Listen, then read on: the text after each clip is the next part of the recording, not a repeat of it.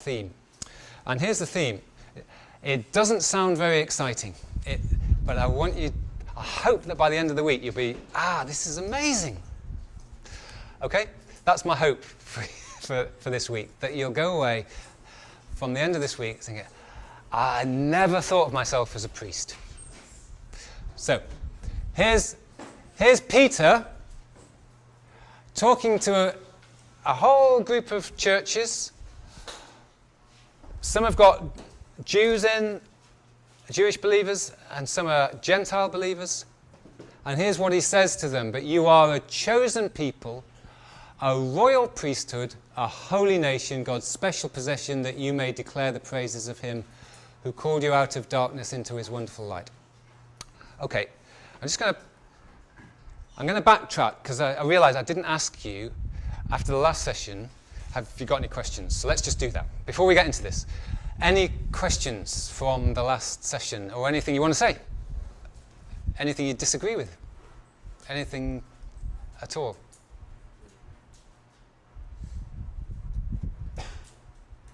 No? So either I just sent you all to sleep or it made perfect sense. Any? You're good? All right. All right. Let's carry on. Okay. So this is the theme. We're going to look at the royal priesthood, and this is echoing a phrase that you find in the Old Testament, in the book of Exodus. Peter, being a Jew, he was raised on the Old Testament scriptures. He is basically giving us a phrase that you find in Exodus 19. Look at this. Although the whole earth is mine, God says, you will be for me a kingdom of priests and a holy nation. That's what Peter's quoting. He's quoting Exodus 19. You'll be for me a kingdom of priests and a holy nation. So Peter is just using that exact phrase to all believers in the church today, both Jew and Gentile believers. Okay, that's what we're going to think about, and we're going to go through the whole Old Testament, and look at this theme. But here's what you're going to do to get us started. I want you to just, again in pairs, have a go at answering these three questions. There's not necessarily a right or a wrong answer to any of these questions. I just want you to get to thinking about these words. These are words that you've heard, but we come with a kind of baggage.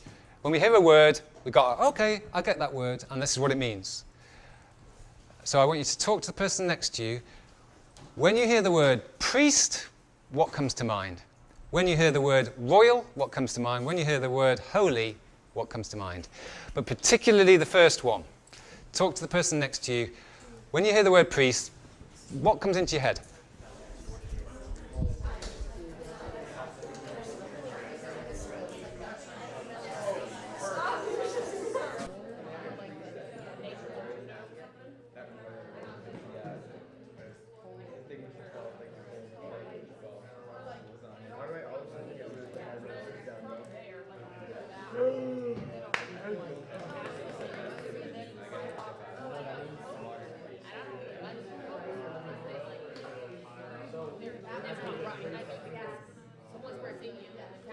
When I think of the word priest, I think of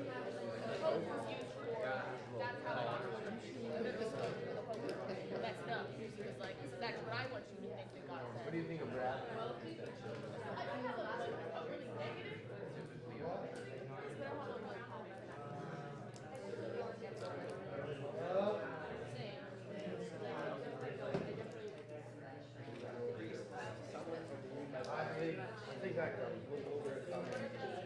I think of the guy from Signs. What? Oh, like a priest. Yes. Mel Gibson? Yeah, he's a priest over there.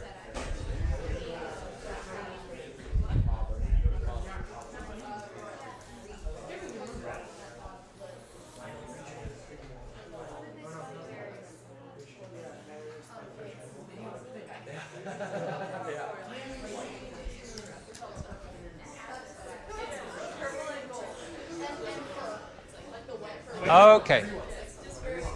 You had long enough? It's just to get you thinking about it. Someone want to, when you hear the word priest? Yeah. A butcher. A what? A butcher. A butcher. They did so much killing of animals. Okay. People make them clean again. I had never thought of that. That's brilliant. So a butcher, someone who does the sacrifices, they kill the animals, so yeah, they're butchering. And that is what the priest did in the Old Testament, isn't it? Yeah. Is that what came to mind when you first thought? Yeah, brilliant. Wow. Anyone else? Yeah. Someone who's directly connected to God. Yeah. A sort of go-between between God and us. Yep. Yep. Yep. Okay, so somebody who's been trained, they have authority. Yep. Yep. Yeah. My friend's Catholic, and she's always talked to me about the priest, and I kind of see the priest as like a middleman. So the priest, from a Catholic kind of point of view, black shirt, dog collar, yeah, and they're like the go-between. You go to the priest to get your sins forgiven, yeah, that sort of thing. Yep. So for a Catholic kind of mindset, that's the first thing that might come to mind. Your priest is the guy in the church that you go to confession and stuff like that. Anybody else got anything? Any other thoughts? Priest? Anything that we haven't talked about? So butcher, a go-between, a leader, a Catholic guy who, yeah? Oh. I knew someone said this. Like the father. Like a father, they get called father. Yeah. Catholic priests do. Yeah. When I wear a dog collar, which I do sometimes, I always get called father. It's just weird. I think, what? Anyway, it's, yeah, so priest. All right. When you hear the word royal, what comes to mind? Yeah? Kings and queens. Fancy crowns, kings, queens. Yeah, that's what royal is. Yeah. So a person who wears a crown. What else about royal? Authority. Somebody who has the authority placed on them by a crown on their heads. Yep. Those kind of come to mind with all three words though, too. Okay. So priest has authority, royalty, holiness has authority. People that are holy should have authority. Should have authority. Yeah. So royalty, that's a fairly easy one. A man or a woman with a crown on their head, king or queen. Anything else about royalty that comes to mind? Oh, yeah. Like born by blood. Oh, you're born, yeah, by blood, yeah. You can't just apply to be a king. You're born to be a king, yeah. First thing I thought of was the song Royals by Lord. Okay. And what did that make you think of? Just a song. Why did you just call it? And I was like, it popped in my head, and I started singing. Okay. It's amazing what pops into your head when you hear a word. Anyone else? Royalty? All right, what about the word holy? What comes to mind when you hear the word holy? Yeah? Purity.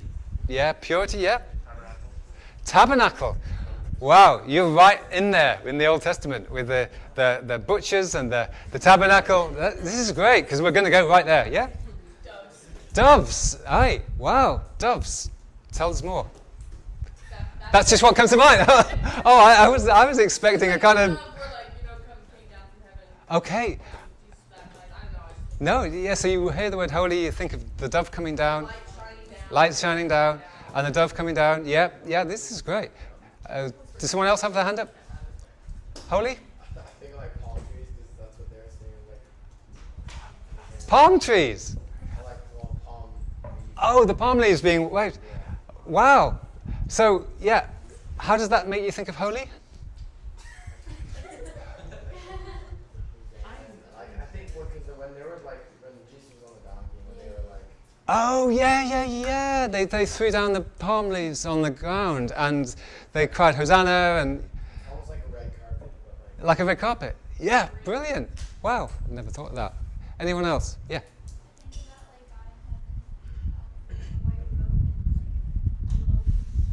So God, when you think of holy, you think of God in heaven, white robes, shimmering, shining, glowing, a little bit like Jesus on the Mount of Transfiguration, maybe?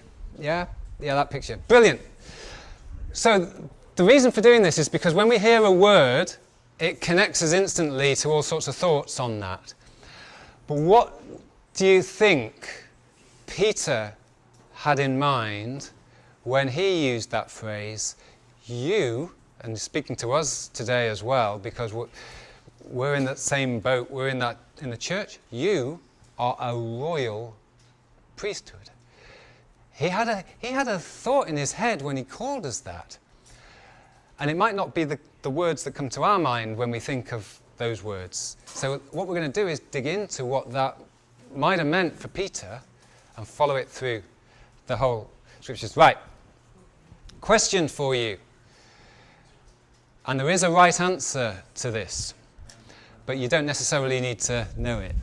But maybe somebody does. Bible trivia. When is the first time in the Bible that the word priest is actually used? Someone? Yeah? Is it with Melchizedek? Yay! Gold star for this guy. Yay! So it is Melchizedek, which is like the weirdest character in the Bible in some ways. You hardly hear. We'll look at him in a minute. We'll look at him. Melchizedek is the first guy in the Bible that is called a priest. It's the first time it's mentioned. But if you were to think of the Bible as a whole, particularly the Old Testament, who were a priest, who springs to mind? Who is perhaps the main priest that you hear of in the storyline of the Old Testament? Aaron. Aaron, yeah. And we'll think about Aaron, because Aaron is the first priest that, after Melchizedek, you get into Aaron and he becomes the priest, the sort of head of the priestly line. Yeah? You were just scratching your head, yeah. Melchizedek, he doesn't have any lineage, so he just kind of appears, right? Yeah, we're going to look at Melchizedek. We're going to have a good look at him because he's a fascinating character. In fact, we'll get to him in a few minutes. But I really like Melchizedek. And you should too, because Jesus is a priest in the line of Melchizedek. That's what Hebrews tells us. So why is Jesus like Melchizedek? But I'm getting ahead of myself. Okay. All right. So the first priest is Melchizedek. And here's where we come across him. So you might want to open this in your Bibles. We're going to look at Genesis chapter 14, 18 to 23.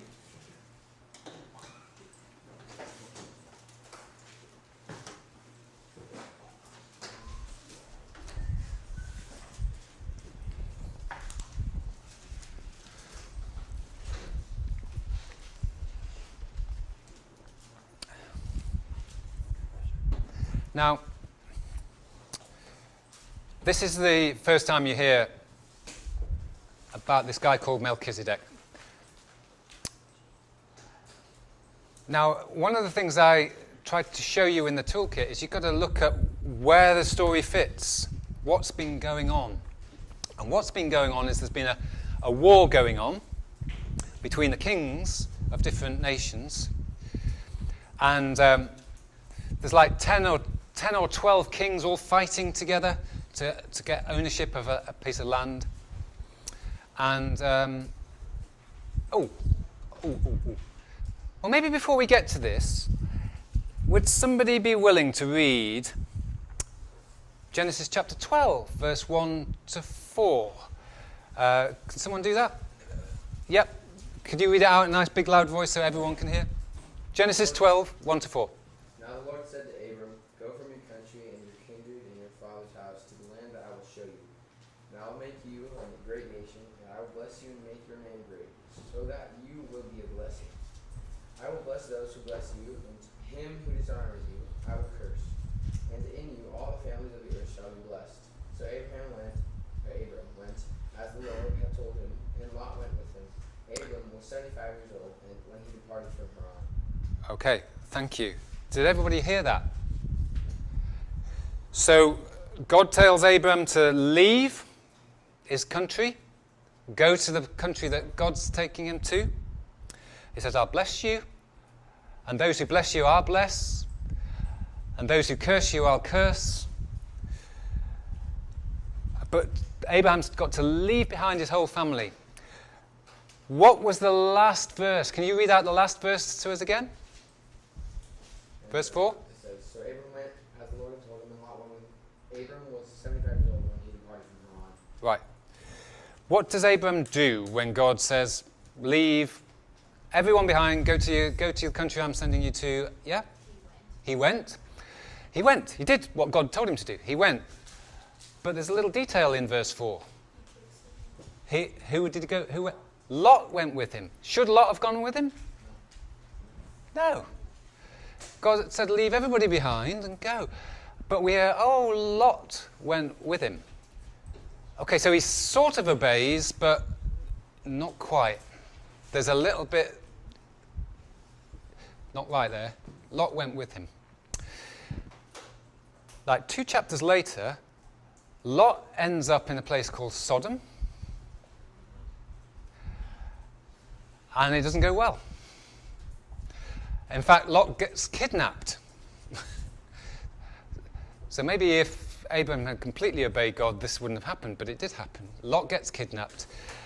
And Abraham has to send in a raiding party and get Lot out, which is what he does. Sends in the Navy SEALs, if you like, and gets them out.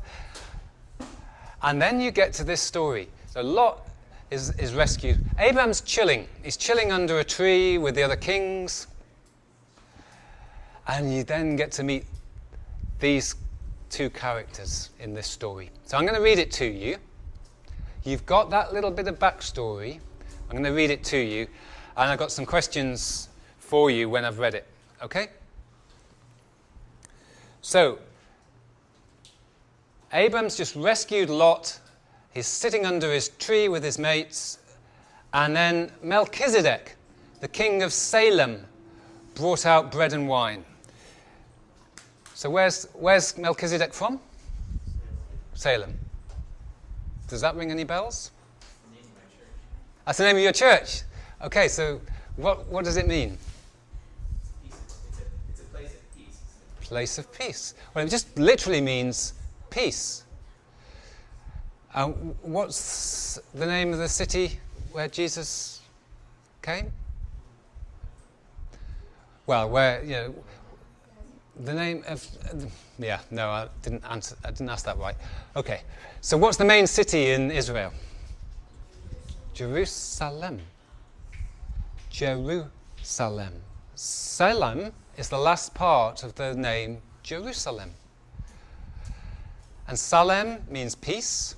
If you go to the Middle East today, people will say, Salam Aleikum.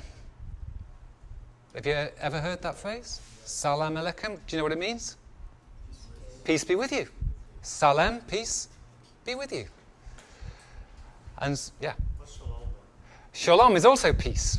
So it's another word for peace. But I think it means rest.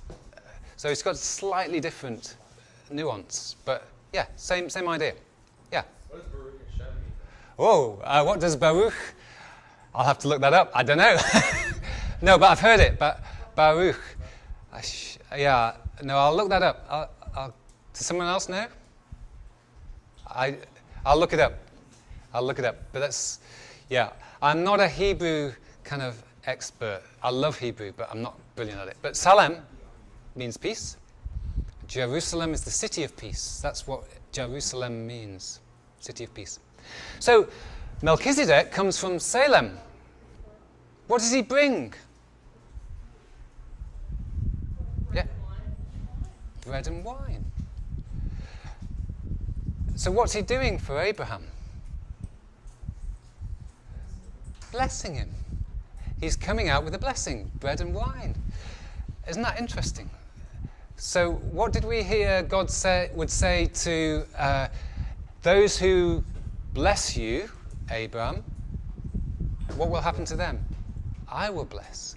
So Melchizedek comes out and he blesses Abram. Now we'll think about that in a moment. But look, he was priest of God Most High. That's where you hear Melchizedek's the first priest mentioned in the Bible. This is way before the tabernacle, way before Aaron. He's called a priest. So what does that mean, do you think? The priest of God Most High. In some way, he worshipped God, and he was like the go-between between God and... So, but what is he doing as a priest, yeah? Was he Jesus? That's a really good question. That's a really good question. A Christophany, whoa, that's a technical word. Do you want to tell us what Christophany means? Christophany is like an appearance of Jesus before his birth. So, like, for example, when Shadrach, Meshach, and Abednego were in the furnace, there was the fourth angel. Yeah. It was the angel of God. The angel of God. Not Jesus. The Christophany, yeah. So pre-appearance, yeah. So when it talks about the angel of the Lord a lot, is that Jesus?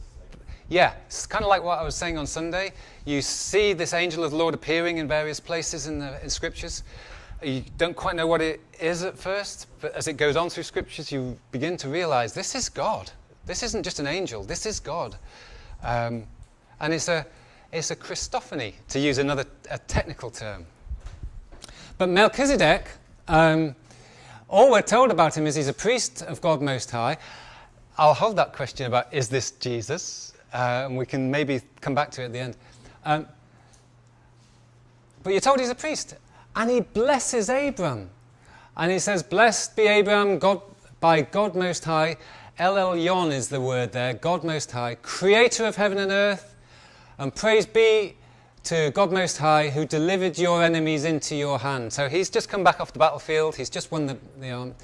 And so Melchizedek comes out blessing bread and wine. Now, come on, what does that remind you of? Communion.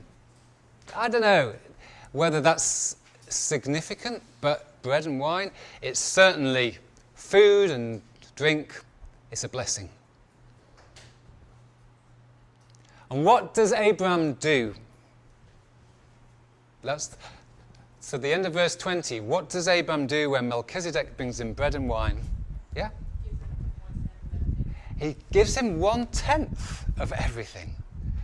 Now, what's that? It's a tithe. 1/10. But this is way before the tithe is introduced into the system. But Abram is blessing Melchizedek. Melchizedek's come out and blessed him. And because of that, Abram blesses him. Okay. Just read the last bit of this yourself, because then you get to the king of Sodom. So the king of Sodom has come out, the king of Melchizedek's come out, now the king of Salem's come out, and now the king of Sodom comes out. His response is a bit different. What does the king of Sodom say? Give me the people and keep the goods for yourself. How is that different to Melchizedek?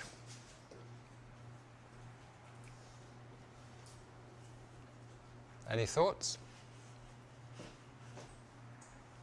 So Melchizedek comes out, bread and wine, enjoy yourself, Abraham, and he gets blessed.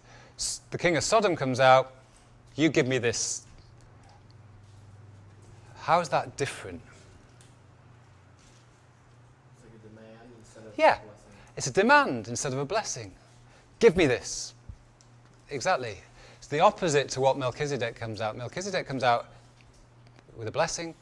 King of Sodom, yeah, give me some of the spoil. And it's a contrast. It's a contrast. So the king of Sodom is being contrasted with the king of Salem.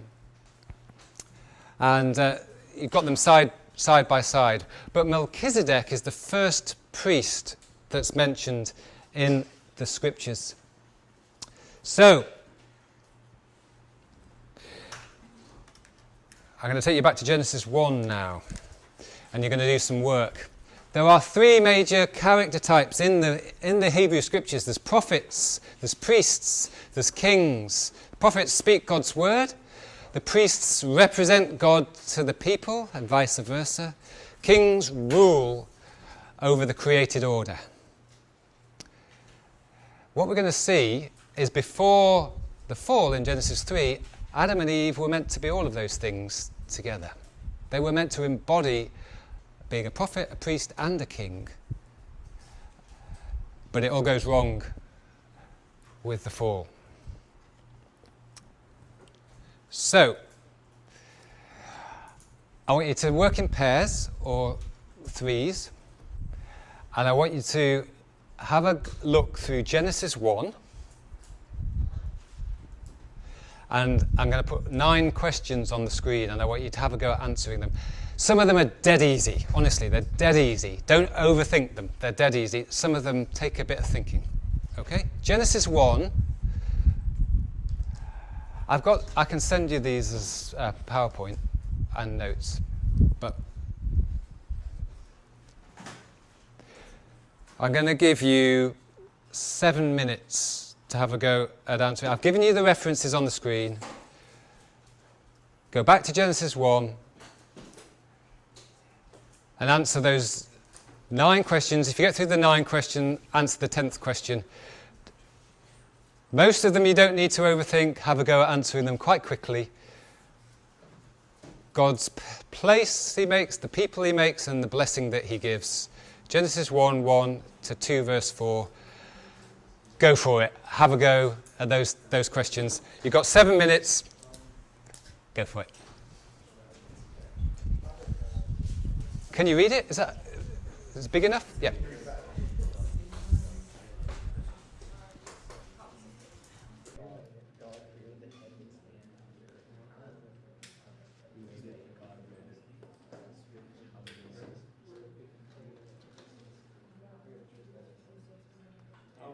Make sure you're answering these questions from the text, not from what you think.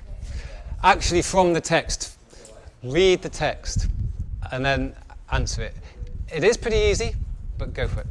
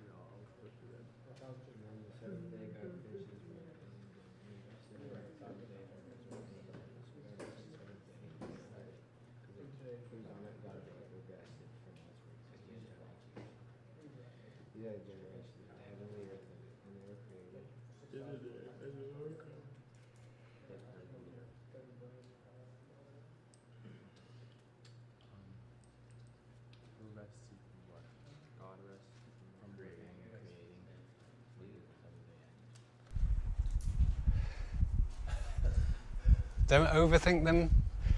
1 or 2 of them you have to think about a little bit. Most of them are pretty straightforward.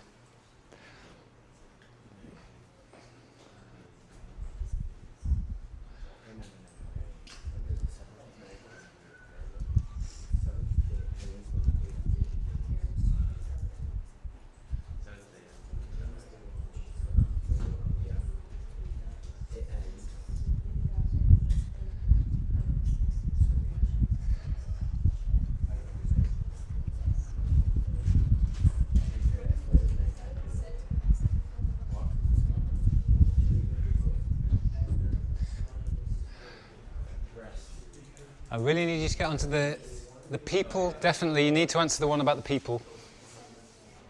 I don't understand that question. Oh. Ah, when did the seventh day end? Yeah, that's kind of the point.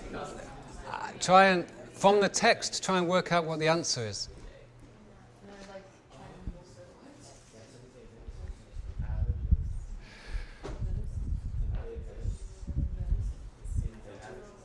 You've got two more minutes.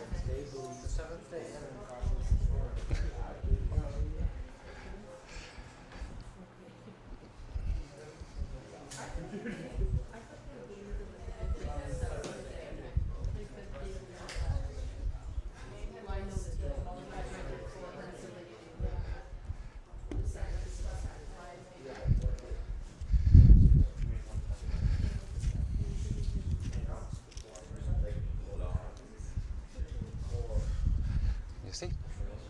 You got answers? Okay, that's all right. Because they're meant to two of them are meant to sort of stump you. But you had a go at the bottom one? We were just talking about that. Makes sense to him. I don't know. This is like, it goes in order, so they can't have the day before yesterday. Okay. You saw a shark?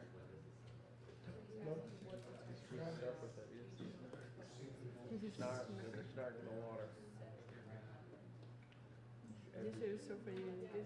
Hey, Do you think you got some answers that we can talk about? Okay, let's have a go at. I haven't given you very long, but I'm kind of hoping that you're fairly familiar with Genesis 1. It's a well-known chapter, but I want you to get into the text, not what you think the text is about, but actually what the text says. Yeah? Okay, let's go through them. The first one, this is easy. Who made the place? Who made everything? God made. Thank you. Brilliant. Gold star. All right. How was it made? It's when God spoke. It's His word. Yeah, and God said, and God said. Every day, if you've got a Bible open, it's nicely split into paragraphs. Every day, and God said, and God said, and God said. Pretty easy stuff. What was it like? Good. Good. It was good. Except one day doesn't get described as good. Did you pick that up? There was one day out of the 6 or 7 that isn't described as good. Anybody know which day? Did anyone pick it up? Second day. Second day is not described as good. And the reason, I think, is this is the day when God separates the waters from the below to the waters above. And He's not actually creating anything new. He's just separating. It's when He creates something new, He sees that it's good. All the other days, it's creating something new, and it's good. But on the second day, He doesn't create anything new, He just separates. I think that's the reason why it's not described as good. Why is it described as good? Because it comes from God. It's an extension of His creation.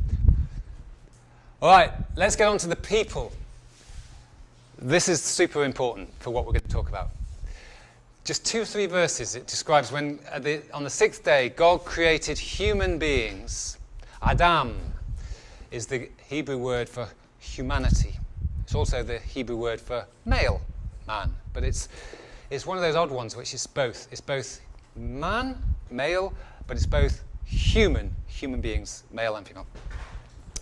So what makes men and women different from the animals? Yeah? Made in God's image, yeah. Straightforward stuff. Aha, here's a question. From the text, why did God make mankind male and female? You have to deduce it from the text. Yep. So that the other can have a partner. If you only had chapter 1 and not chapter 2, you might not get that. You're right, because chapter 2 tells us that when God saw Adam on his own, he said, this isn't good. We need an equivalent. Eve was made. But from chapter 1, we can get something else, yeah? To rule. So part of their role, which we haven't talked about yet, which is the next question, is what's their role? Is to rule over creation. So male and female together rule over creation, but there's another reason why it's directly in the text, yeah? So they need to multiply. That is another role. They have to go and multiply, and you can't, yeah, exactly. So male and female are needed to multiply, absolutely right. But there's another thing that's there in the text. It's shouting out at you, but you haven't seen it. And I hadn't seen it for years until somebody pointed it out. It's just there in the text. What makes mankind different to the animals? You've told me. Image. So why does God have to make mankind male and female? Go on, image. The image of God is them. You're there, but just not Trinity. No, don't leap there yet. Yep. There's a relationship with God. There's a relationship. You can't have a relationship by yourself. You can't have a relationship by yourself. That's Trinity stuff. Yeah, you're right. It's you've said it, but you've not kind of spelled it out. Is it let's make man in our image? Mankind in our image, male and female, he made them. We're image bearers of God. Okay, I'll tell you. The image of God is both male and female. If it's just man on his own, he doesn't fully reflect the image of God.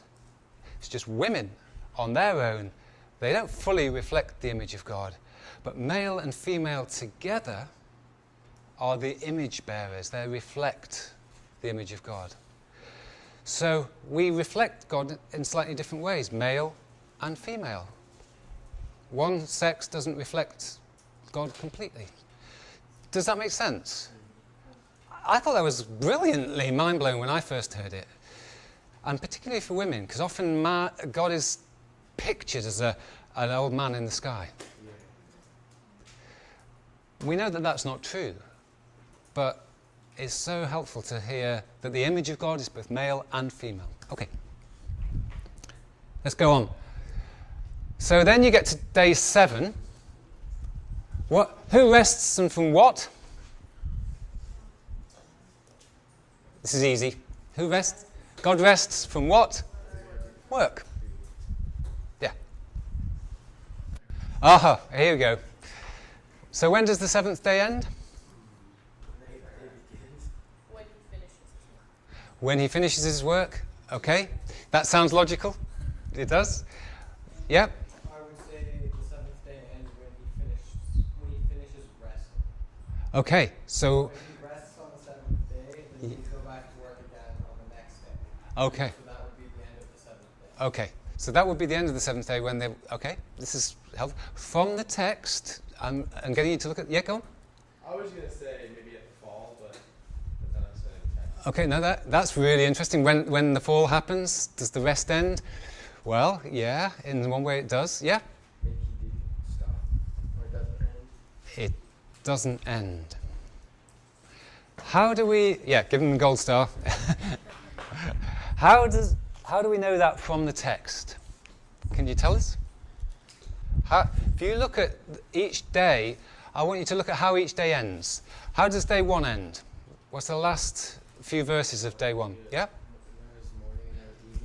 There was morning, there was evening, the first day. Yes. The second day, how does that day end? There was morning, there was evening, the second day. If you look down through each day in the creation story, that's exactly the same ending, day 1 to 6. Day 7, it's not there. It's not there. You don't get, it was morning and evening the 7th day. It's super important when a really tight structure is there and something's missing, it's telling you something. And here it's telling you the 7th day doesn't end. Just let that sink in for a moment. So, yeah? Does it not end because God's not creating the way he was in the first 6 days? He's finished. He's finished creating. So the seventh day is the day he rests, and he's going to let that go on forever. So what is the picture in Genesis 1 about? In paradise, and paradise is the word for garden. You know, when Jesus is on the cross and he says to the thief next to him, "Today you will be with me in paradise," that Greek word is literally the garden. Yeah? Oh, sorry. So you know when Jesus is on the cross.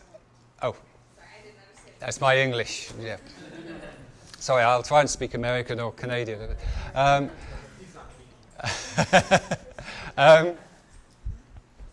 So this is super. I got so excited when I saw this. The seventh day is not meant to end. So we're meant to enjoy God's rest forever. And if you go to Hebrews chapter 4, you will see that the theme of rest is there. It's super important.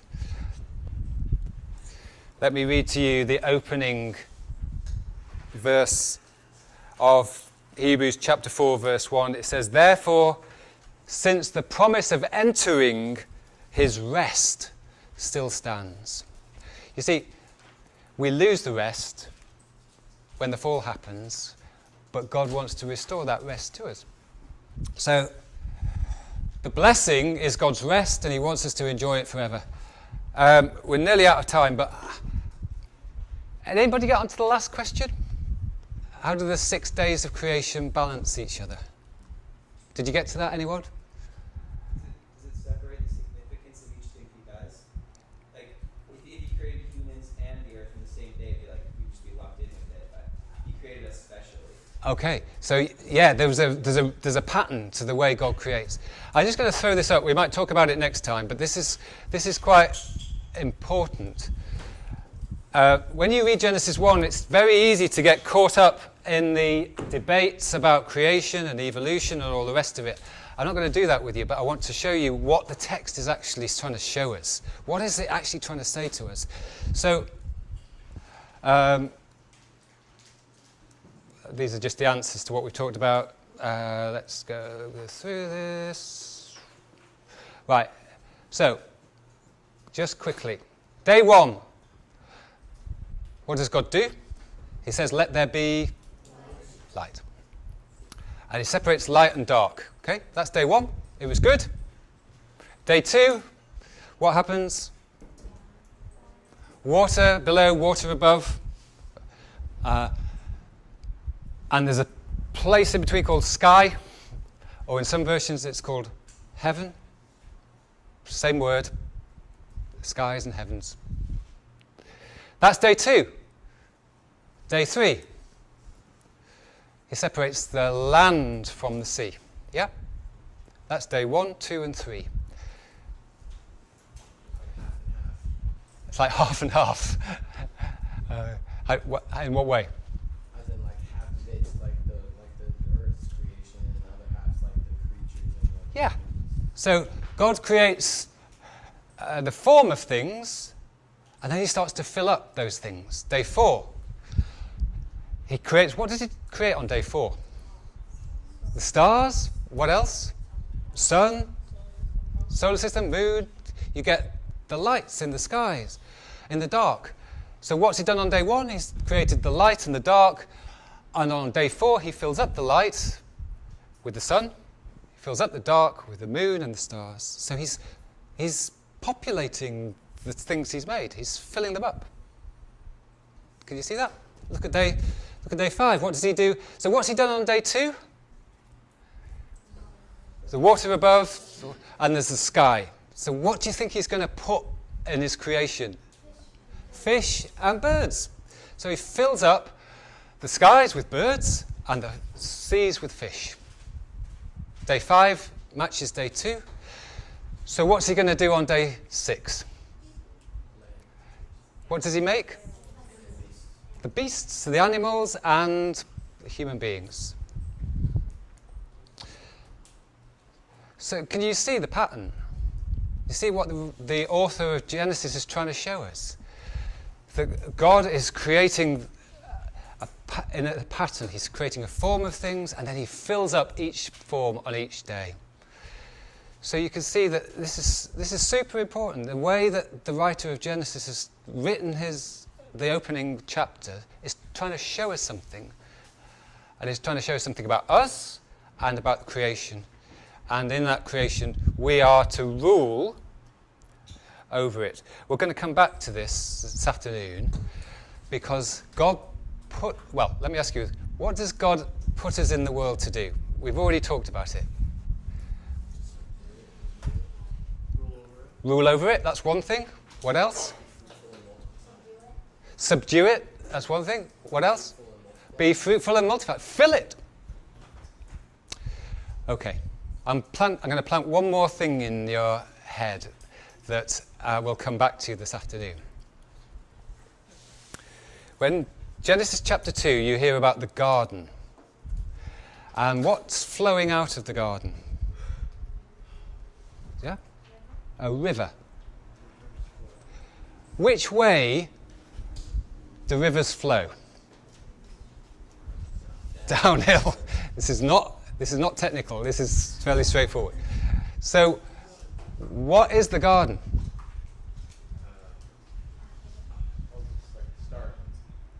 Yeah, but it's a mountain. It's a hill. If it's got a river flowing out of it, it's got to be a hill, hasn't it?